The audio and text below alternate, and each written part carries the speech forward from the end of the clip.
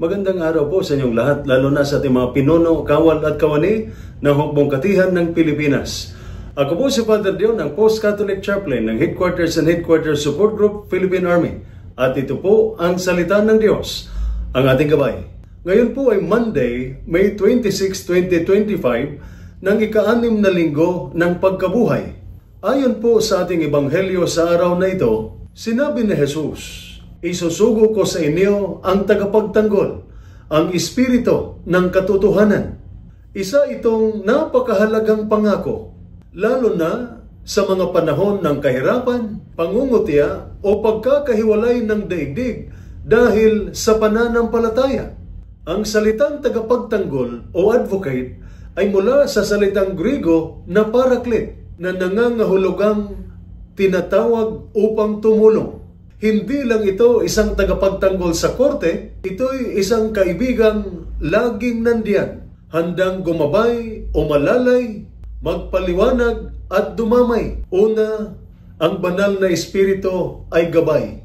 Kapag tayo'y nalilito sa mga desisyon, sa landas na tatahakin o sa katotohanan sa gitna ng kasinungalingan, ang espiritu ang nagbibigay liwanag sa ating isipan. Hindi niya tayo pinababayaan sa dilim ng pagdududa.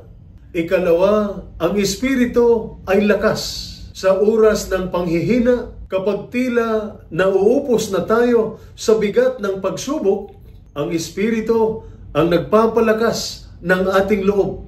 Siya ang nagbibigay ng tapang upang harapin ang mga tukso, pag-uusig at pagod ng buhay. Ikatlo, ang espiritu ay kaagapay. Kapag tayo'y iniiwan ng mga inaasahan nating kasama o tayo'y pinagtatawanan dahil sa ating pananampalataya, ang espiritu ang nagpapaalala, hindi ka nag-iisa. Sa katahimikan ng panalangin, mararamdaman natin ang kanyang presensya. Kaya huwag tayong matakot. Tulad ng sinabi ng aklat ng Deuteronomeo Chapter 31 verse 6, magpakatatag kayo at huwag matakot, sapagkat ang Panginoong Diyos ay sumasa inyo. Hindi niya kayo iiwan o ni pababayaan. Ito po ang salita ng Diyos, ang ating gabay. Manalangin tayo. Banal na Espiritu, samahan mo po ako sa araw-araw. Sa tuwing ako'y nalilito, gabayan mo ako. Sa bawat sandali ng aking kahinaan, palakasin mo ako. Turuan mo akong magtiwala na hindi ako kailanman nag-iisa. Amen. At sumainyo at sa inyong pamilya ang pagpapala ng makapangyarihang Diyos, Ama, Anak at Espiritu Santo. Amen.